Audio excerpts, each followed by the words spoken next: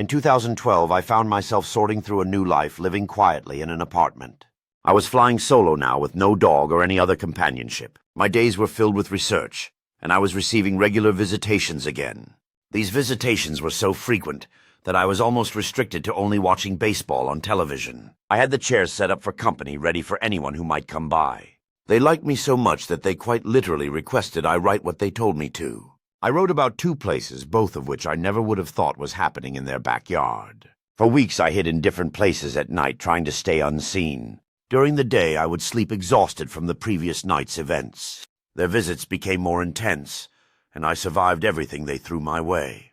I watched them carry me into my apartment and carefully drop me onto my bed. Many nights I endured torture and sheer punishment, pushing myself to the limit. It's difficult to describe how I felt during those nights, as it's a little too much to perceive. Despite everything, I kept hoping I could tell this part of my story someday. I knew that sharing these experiences might be hard for others to believe, but the truth is I faced things I never could have imagined, and I survived. The visitations, the writing, the hiding, everything felt like a surreal nightmare. Sometimes I questioned my sanity, wondering if I was losing hold of reality.